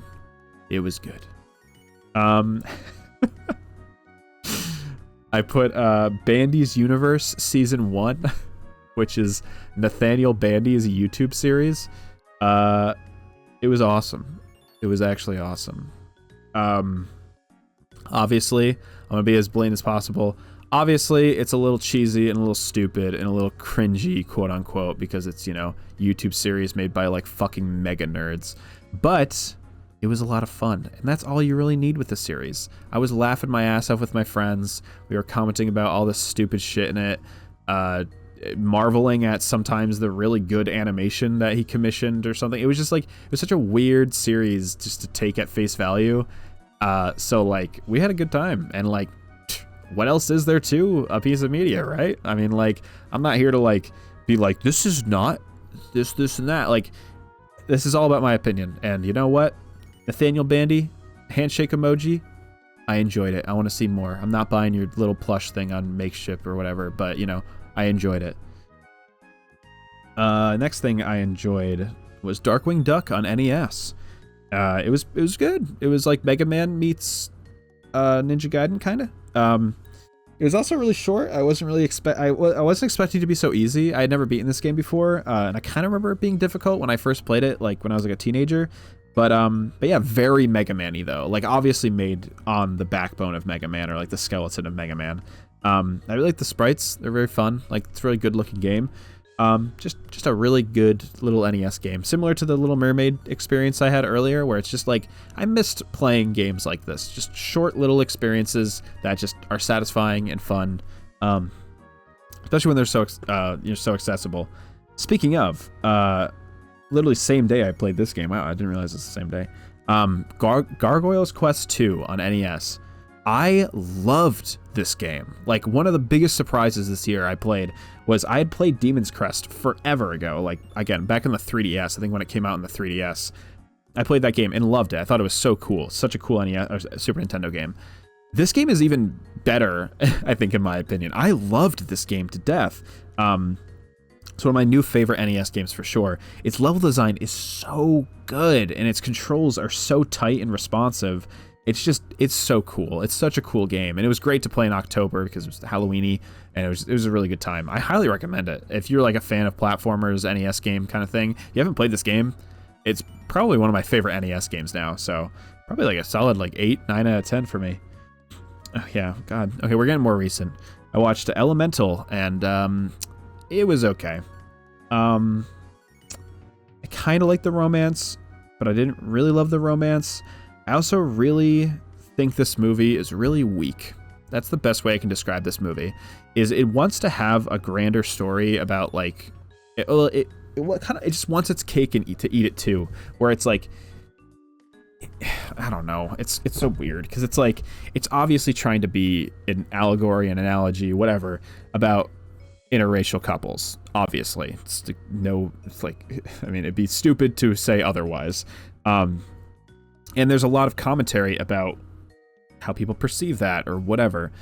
But the conflict and the story aren't really revolved around that. It's like just a little anecdote about like how the family feels about their relationship rather than it being a bigger thing. I think there is some kind of commentary there about how like the city they live in isn't meant for fire people. Like there is some actual commentary there. But it's not really talked about very much, and it's not really a big part of this. I mean, you could argue it's a big part of the story, but it's like not really. And then there's like some of the story plot points are so stupid. Like the immigration story feels like so safe and like stupid. I don't know. It felt like it wanted its cake and to eat it too, where it wanted to be powerful, you know, poignant, real, whatever, all these things that a Disney movie wants to be nowadays, to be like relevant and like, you know, rock the animation world. But it also wanted to be a simple story, a romance between a couple, and not be totally, you know, not be too distracted by all these politics and stuff. You know, this is a fantasy world. We want to make sure these people feel comfortable. So in my opinion, it felt a little too safe sometimes, and felt like it was kind of just like, you know, I don't know if the right word for it is, just kind of like, you know, tiptoeing around some issues that it didn't want to talk about. Which is pretty lame. Thought some of the characters were pretty lame. Wasn't really into it at all in general. Like, I think it was good enough, but nothing crazy, and pretty disappointing in terms of like what it could have been, I guess. I just don't really care for Disney and Pixar too much anymore, so I don't really know what I was expecting going into it, but it was a little disappointing. I played Dracula X on Super Nintendo, which was not too bad. I remember I had heard like horror stories about this game because I'm a huge fan of Rondo of Blood, but I've never played the Super Nintendo port, which is this one. But I always heard it was like such a joke of a port. Like, it was just like the worst version of it. And it is worse than the TurboGrafx version. But it's not that bad. I think I still prefer this game to like most of the other Castlevania games. Like, it was fun, but it wasn't great. Like there were some poorly designed levels, but overall it was pretty fun. Oh yeah, the final boss is so bad. It is like almost hilariously bad. I just like don't recommend even beating this game because it's like, I don't even remember how I beat it. I just like abused the hell out of save states. It was a joke. It was, I mean, me and my friends were like baffled by how horrible the final boss is. But yeah, not as good as the OG one, but you know, it is what it is. It's pretty okay. Probably like 7 out of 10, 6 out of 10. But actually, I'll give it 6 out of 10. All right, and then I watched Bad Guys, another animated movie. Really good. I'm glad I watched this too. Yeah, I literally said, the taste of a good animated movie again. I needed a cleanse after watching the newest Pixar film. It was really fun. And you know, it's so funny. If you're literally comparing like creativity-wise, this movie compared to Elemental is like compensating. It's like it has these grand ideas, but it ultimately leads to nothing. Like it has a huge city, but like Bad Guys is not that grand in terms of its creativity, but it is probably 700 times more creative than Elemental in terms of everything. It's so unique, it's so fun, it's got such a good style. It's a really good movie. It's got a decent message. I think I was gonna say some jokes didn't land for me, I guess, but like other than that, it was pretty much like exactly what it needed to be. So I was pretty satisfied with that movie. Highly recommend if you haven't seen it. It's very good. Sonic Superstars is the next thing I experienced. You know, I was pretty nice to this in this tweet. I said, very mid. Felt good to play, but level design was kind of all over the place. Like, cracks knuckles. This game sucked. This game is even more disappointing the more I think about it. Not only, I think this is a very, very flowery way to put the level design was all over the place. The level design was good sometimes and then horrendous at other times. Like it was the weirdest in between of like some of the best Sonic levels and some of the worst Sonic levels I've ever played. This game was such a joke to play through, and I don't like that. Like that makes it even worse. Like when a game is like so messy that you're like just jumping between, your emotions are constantly being tossed around on how you feel about it. It's such a pain in the ass. The final boss in this game is so horrendously terrible. It's probably one of the worst final bosses I've played in any game, especially modern game. It is so bad. I thought some people, common opinion seemed to be that the level themes are really good. I really didn't care for the level themes in this game at all. I think like they're very uninspired. Like you get a jungle, that's neat, I guess, or you get like an ice area, which is cool, but like they don't really have I think you gotta be a little bit more these days for me to be interested. Like I think something like Press Garden in Sonic Mania is such a cool stage because it's so inspired. It's such like an interesting idea. It's like, you know, deforestation in these levels being turned into like, you know, they're literally like being pressed into like stuff. It's really neat. It's like, or like Studiopolis is like a movie studio or a TV set. That is so much more interesting than like a jungle stage, you know? Like, I think that's like, and you know what? I hate the idea that people keep telling me whenever I was talking about this, I shouldn't be comparing this to Sonic Mania. Fuck that. That was literally Sega had, or Arzest or whatever, had the formula. They had the recipe and they didn't utilize it. They were like, you know what? We want to make cookies, but we don't want to use brown sugar because brown sugar, we want to do our own thing. We're just going to, but like brown sugar is what makes cookies taste like cookies. Like you can't have good cookies without brown sugar. You can't have Sonic Mania or good Sonic levels without all the pieces that make a good Sonic game. And I am not kidding. Sonic Mania laid that out for them on a silver platter and said, here, take it. Here it is. Just take it and use it, make money on it, do whatever you want with it. We are doing this for you. And the fact that Sega and Arzest would go back on so many ideas that made that Sonic Mania so good is such a shame and so disappointing and shitty, and I hate it, and it makes this game so much worse taste in my mouth wise. Over time I have grown to like you know, as my brain has settled on playing this, I really didn't like this game. I thought this game was really bad, and like I was really disappointed. I really wish it could have been better. I'm glad. I don't know. I'm glad it's getting criticism at least, but you know, it is what it is. Sonic makes me feel things. 1 out of 10. Fuck this game. No, I don't know. It's not that bad. Maybe like a 5 out of 10. I'd give it. Oh yeah, I made a video about this game though. Corn Kid 64. If you haven't seen my video, just go check it out. It's the newest video before this. It's really good, really fun. I wrote this before I like got everything in the game, so this was just kind of my. It's really cute and fun, and I literally say, I think my only gripe was I wish there was more of it. Not a bad problem to have. There is more of it, and I talk about it in that video. So if you haven't seen the video, go see it. Really good game though. Highly recommend if you see it on Steam. I did play shortly after that Pseudoregalia, which I also talk about in that video. Pseudoregalia might be one of my favorite games I played this year. It's probably, I would say it's my game of the year just because of certain things about it that I appreciate so much that I didn't experience with anything else.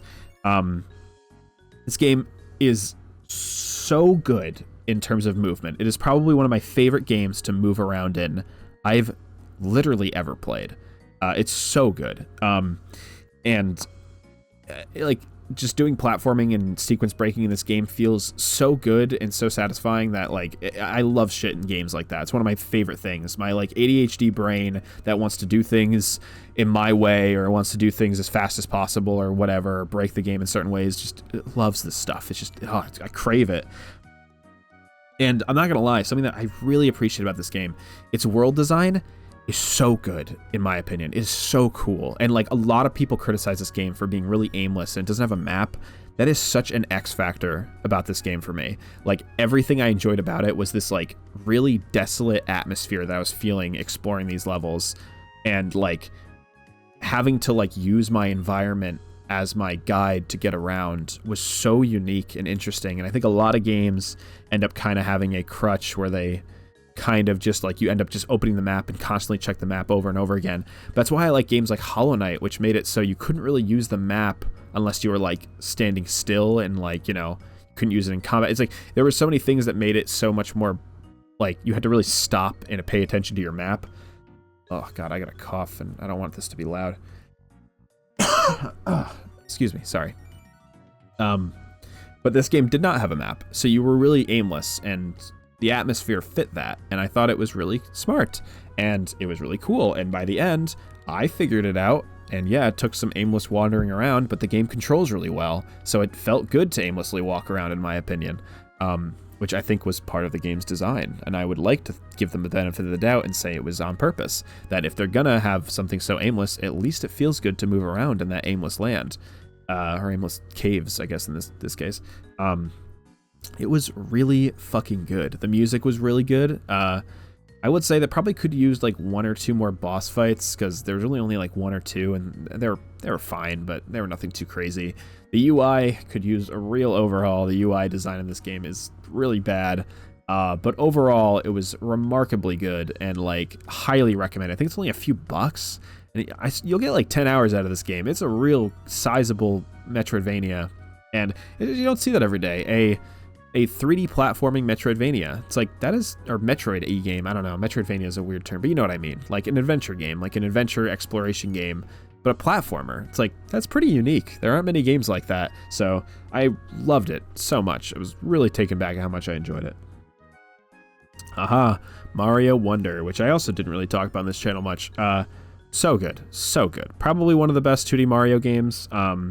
Just so creative and interesting, and like just made for such a fun experience. Some of the most like consistently good levels in any Mario game I think I've played, where it's like nothing was a stinker. Everything worked and everything did its job well.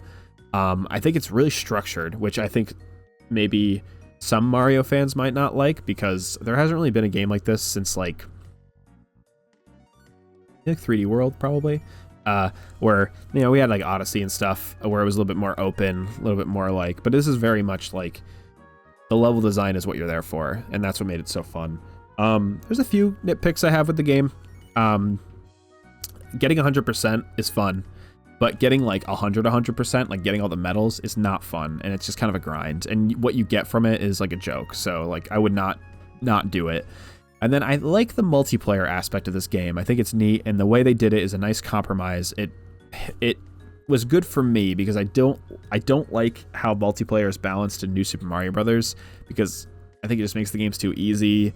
It's very chaotic in nature, which I just like structure in these Mario games. So, but the online feature is neat, but I think it could take away from somebody's experience, and it would have taken away from my experience, in my opinion, because a big thing I had wanted to see in a Mario game in a long time is secret exits and secrets in general. As you know, 3D World didn't really have secrets. It had a few collectibles you'd find, but didn't really have like secret paths and secret levels to unlock and stuff. But this game does, and it's really cool. And if you're using the online feature, it kind of makes it pretty obvious where those things are, because there are people just pointing them out. And there are literally stages that are about just aimlessly running around an open area and trying to find secrets. And I think they kind of encourage you to use the online feature for that, because it's like, well, people will just point out where they are. But like, I don't know, is there a lot of fun in that? Like, is there a lot of fun in just being told what the secret is? I much prefer finding it myself, and they were pretty satisfying to find. And when I finally did, even if I was running around a world for 30 minutes, it felt pretty good to finally find it. It's like part of the experience for me is like finding secrets, like treasure hunting for little secrets.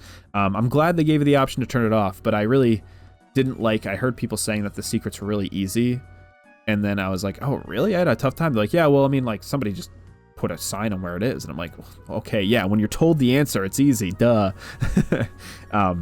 Overall though, very good. Probably my favorite since Mario World. Mario World's probably still my favorite, just because of how many different ways you can beat that game. I think it's such a unique idea, but yeah. Oh yeah, it's Super Mario Wonder is abbreviated to SMW, which is also Super Mario World, so that's something. All right, I liked it though. Probably like a 9 out of 10. So yeah, me and my friends stayed around Halloween, stayed up in like a cabin and like an Airbnb thing just for the weekend, and we watched Twilight, which I had never seen before. Twilight kind of was off my radar when I was a teenager. Not really my speed, I will say. Wasn't really into that aesthetic.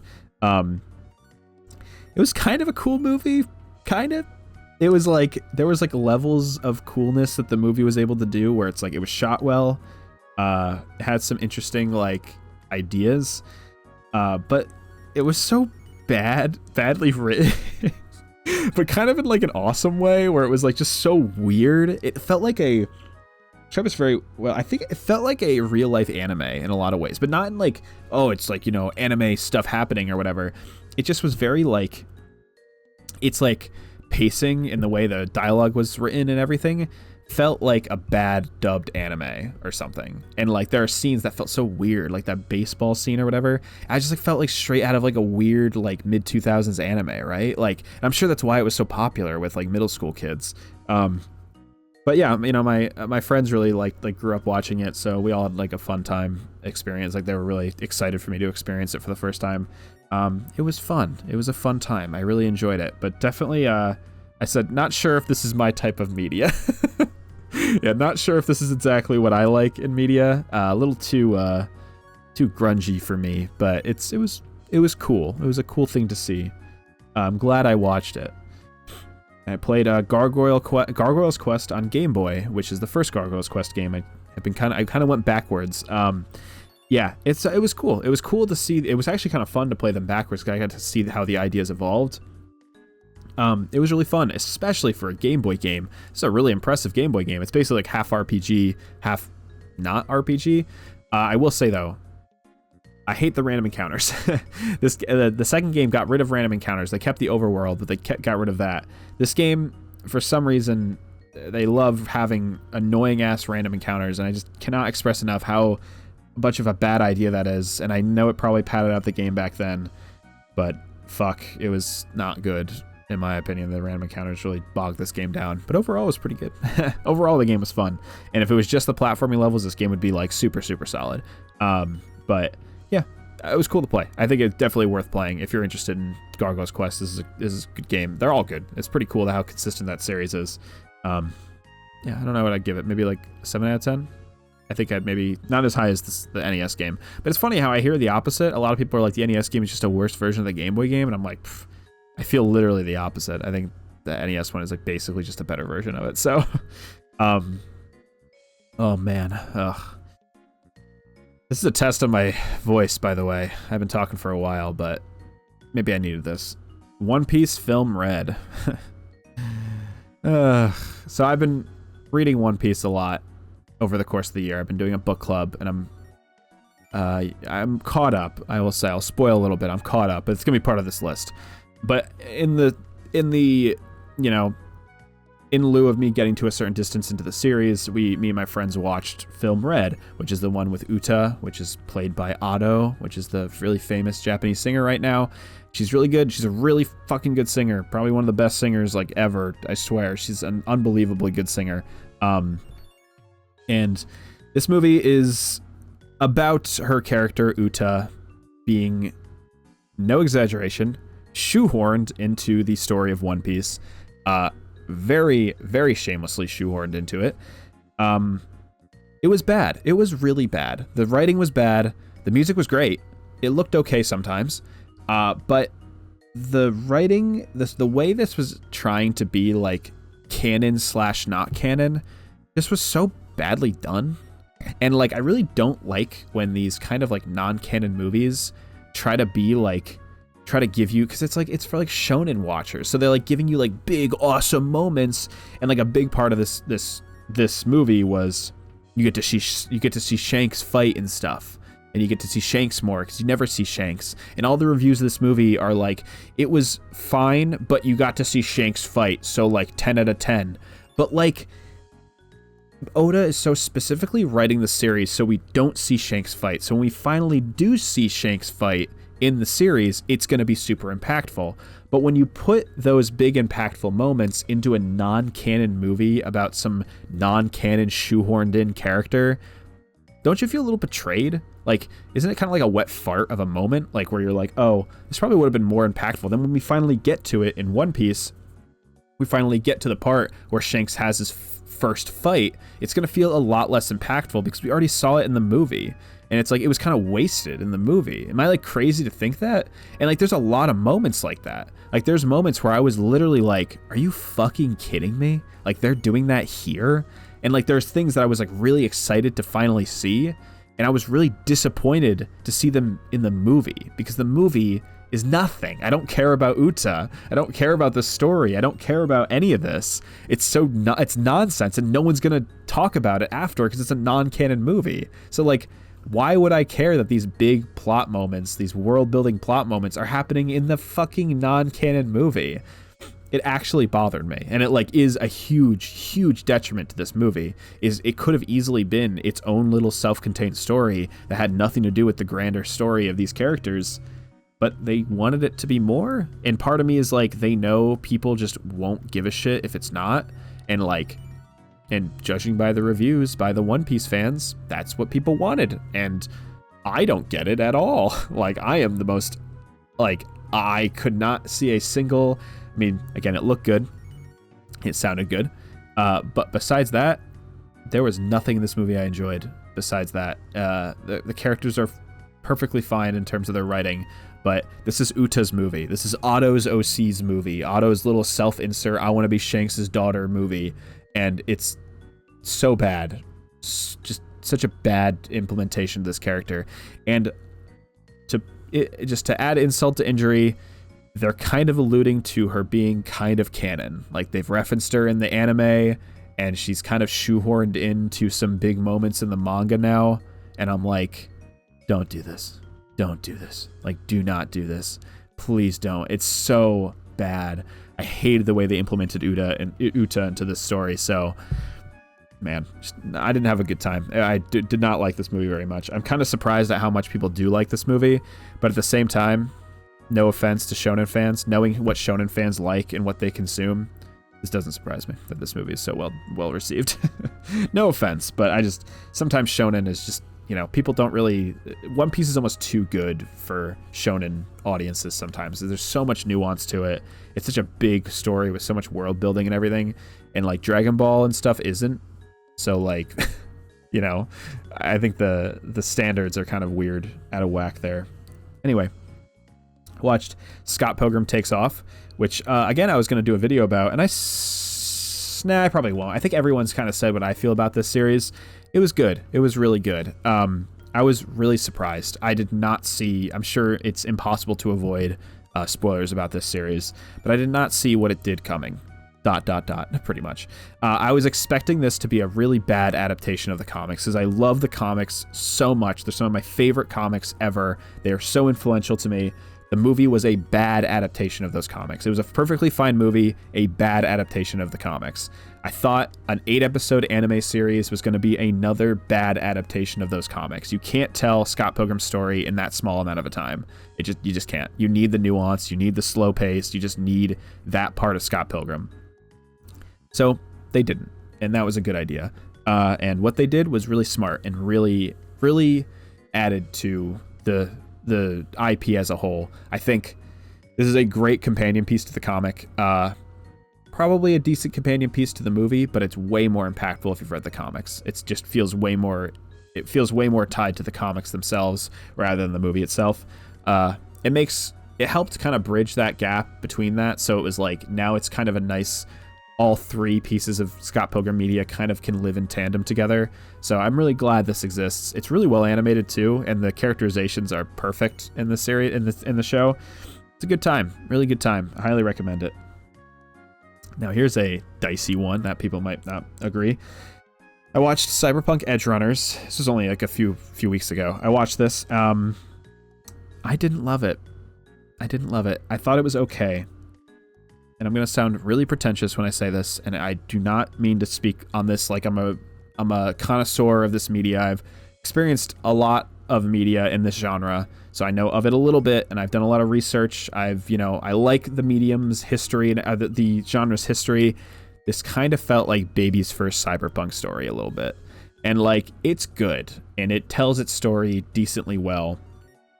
But as the finale started to happen, I was kind of getting a little like about like the pacing, and what like the final scenario is a little lame. I knew it was going to happen, so I had a feeling I knew it was going to happen, so I like kind of was like bracing myself for that. And it never really surprised me by the end. They just kind of did their classic like anime big fight scene, thing. One of my favorite characters became basically like a damsel towards the end. She just did not do much besides, be the thing that the main character need to save in the end, which I felt was pretty like lame considering how much bigger and broader the issues of that world were, for it to be basically boiled down to like, he has his girlfriend, go get him, whatever. It was pretty lame. It was cool, but I just don't know how much I don't know how much I was taking from it. I guess I expected something different. Like, Cyberpunk is a very dreary, very tragic kind of storyline about in any circumstance. It's like, finding beauty in things like friendships and people and humanity in a dystopian cyberpunk world is what it's all about. And that's what this series is about. It's like, that's whatever. But it didn't do much more than that, which I was kind of hoping for, I guess, because like Studio Trigger is such a unique studio doing such unique media. But, maybe there aren't many cyberpunk stories in anime media like this. So I think for a lot of people, it's probably, it was good. I didn't hate it. I guess I just like wasn't super invested. And by the end, I think I was kind of like burnt by the ending a little bit on how like kind of, anime kind of cliche it became at some point. It also doesn't help that like, well, it looks really good and sounds really good. But yeah, I don't know what I was just gonna say, but I liked it, but my brain is being fried here. It was good, I'll say. I wasn't crazy about it. I think it was overhyped. It was a little overrated for me. That's basically where I'm at with it. Similarly, but differently, I watched Bocchi the Rock, and this show was amazing. This is much more my speed when it comes to media. Really, really good, relatable, powerful, slice of life kind of stuff. Really good comedy, really funny, just really, really funny show. All the characters are really good. Just really like nice little nuanced, effective series about a funny little anxious high school girl who plays guitar. And think that's exactly what it wanted to be, and it did it very well, and it's one of probably my new favorite slice of life anime series. Gave me K-On! Vibes in a lot of ways, but not in just because they play guitar, but more just, and it had really good character writing. It's really like slice of life anime, so happy to watch this. It kind of took me a while to watch it. My friends had been begging me to watch it for a while, so I am glad I did, though. It looks really good and sounds really good, too, obviously.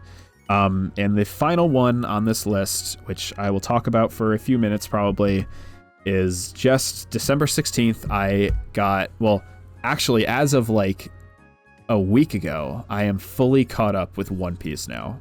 So I am fully caught up with the manga to One Piece. I've been reading it with a book club, and we're basically near the end, and I was getting stuff spoiled left and right, so I was just like, I just gotta finish this. So I sat down and just bulleted through Wano, bulleted through the newest arc, and holy shit, this series is like life-changing piece of media.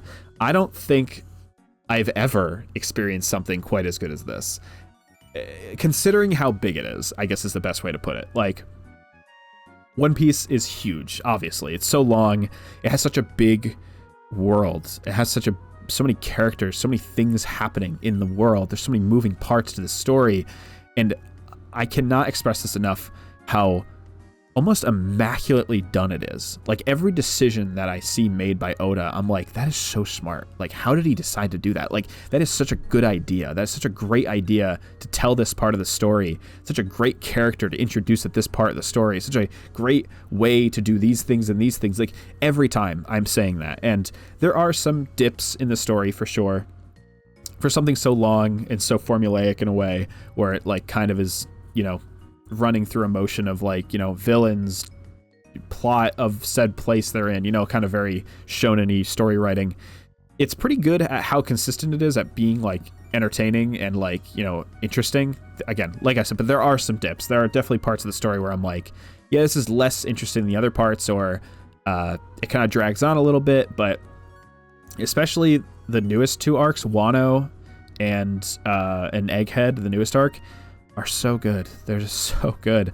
And overall, it has been 1000% worth the ride. Like, it's similar to what I was saying about Final Fantasy XIV. This is the other series I was talking about back then.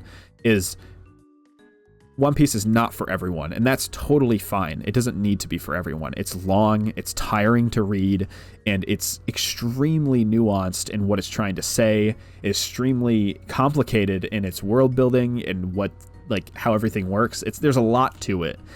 It's not just fun pirate shenanigans. It's a lot. And that's okay. It's not for everyone, and I would not recommend it to everybody. But for those who want to be into it or are interested in it conceptually, it is worth your time. And I highly recommend you read it and not watch it. I think the anime is good, but I think it's pretty poorly paced sometimes, and I feel like when I was reading it, I kept like watching scenes that I really liked from the manga, being like, how do they adapt this? And I was always pretty disappointed until like Wano. I think Wano does a pretty good job with its scenes that they need to adapt. Actually, I shouldn't say pretty good, really good job with its scenes that they adapt. But every once in a while, I'd watch a scene and be like, that was pretty disappointing, not gonna lie. But the manga is spectacular. Oda is a genius in story writing. He's a genius artist, does unbelievable art. Action scenes are just so well realized. He busts this stuff out at an absurdly good pace. Like, I just cannot believe how fast he's able to churn this series out, considering how intricate it is. It is one of the most like potent passion projects from a person I think we have on this earth right now. I'm not even kidding. Like, this is Oda's life. This series is his livelihood. Everything he believes in, everything, all of his like philosophies, his life philosophies, everything he's learned, everything he wants to preach in terms of like how to be a person, how to, you know, everything. It's insane, and it's so deep and meaningful and impactful, and highly recommend it. Surprise. One Piece is awesome. It's so good. And like, I've read all of My Hero. I've watched pretty much all of Dragon Ball. One Piece is on another tier like of world building and story writing. It is something super special, and it's probably going to go down in history as one of the all-time greatest stories ever written. I'd say. So if you want to get on that train while you're here, I would do it now because I think it's really neat that we live in this time era where One Piece is coming out, you know? Like, I'm not kidding. I could see 50 years from now, One Piece being a legendary piece of media, something that's just like withstood the test of time and just is renowned for being like an almost like historical piece of like anime media that like just did so much for everything. And the fact that we're able to experience that while it's coming out and able to be excited for each chapter coming out, I'm telling you, don't squander this time. Like, if you're interested in One Piece, I would definitely read it. It's definitely worth it. It is time consuming though. It takes a long time to get through, but you know what? There's no rush. Well, like, I mean, like, just stay away from spoilers, mute the search things on, you know, Twitter, and take your time. Like, you know, experience it. Just really, it's so good. It's just so worth it. A lot of my friends have been getting into it recently too, and it's just a really good time. So yeah. Yeah, it's One Piece, man. It's been persistent throughout this entire year because I've been reading it with the book club. So it's been kind of a constant throughout the year. So it's nice to, like, you know, have a bookend to my year be One Piece, because it's like feels very poetic in a way that like this is what ends this honestly very positive year of media I consumed. If you haven't noticed, a lot of the stuff I consumed was pretty damn good, which is surprising. I tend to be pretty picky with what I like nowadays, so I try not to, I don't really give the time of day to stuff that I don't enjoy. But yeah, this was long. This was a little tiring. I hope you all enjoy this kind of content. I'm kind of impressed with myself that I've kept myself talking this long. My throat is like, you know. Trying to think if there's any honorable mention stuff. Not really. I've kind of I got into the One Piece card game, which has been consuming some of my life currently. Not really many online games I played this year, truthfully. I'm still working at some games. There's a big backlog I have of games I'm trying to beat. So I think last year was getting through a lot of my backlog, and this year was trying to kind of experience new things and learning to just kind of like be invested in something for a few days and just beating it and, you know, being satisfied with it, whatever. But yeah, that was pretty much it. That was pretty much my media tab, or whatever, my what do you call it? My media thread. I don't know what to call this video, but you know. Thank you for listening. I will say this year has been very good for YouTube. I've been really satisfied with my videos. I kind of talked about this a lot in my, like, kind of, in August is pretty much where I'm going to always be making my, like, yearly wrap-up video, because that's pretty much when I start doing these videos more seriously. So I'll talk about more how my year has gone in August when I make that video, but it's great. It's been really fun. YouTube has been a really good outlet for me, and I'm really glad everyone's so supportive. It's just been like way more rewarding than I anticipated, and it's been like, I think the place I'm at with YouTube right now is very comfortable. It's not too big, it's not too small. It's like just this nice group of people who always watch my videos, which is very rewarding and very satisfying. So thank you if you watch this video, if you're listening to this as background noise, or however you decide to experience this. Thank you. I am very dreading editing this right now. I'm going to try to make this as simple as possible editing wise, but you know, it is what it is. But yeah, I hope everyone had a good new year. Let me know what you played or experienced throughout this year. Feel free to go on as long as I did. I doubt you could, even if you tried, because I talk too much. But let me know your favorite piece of media you experienced this year, or your favorite experience of the year, or whatever. Maybe your favorite piece of media was my video about, I don't know, Legos. I don't know. What the hell did I make? What kind of videos did I make this? I don't know. All my videos are a blur to me. Anyway, until next time, I don't know if there'll be a video out in January. I'm going to Japan in late January, so wish me luck on that trip. I probably won't, you know, talk to you guys until then. I'm excited. Maybe I'll make a little what happened in Japan video after the fact, but we shall see. But I'm excited. But either way, I don't know if there's going to be a video in January because of that reason. My month is pretty busy. But if there isn't, look forward to the video that comes out after that. If there is, that's cool too. We shall see. Until next time, thank you for listening. I'm going to go get some fucking water. I've talked too much. Bye-bye.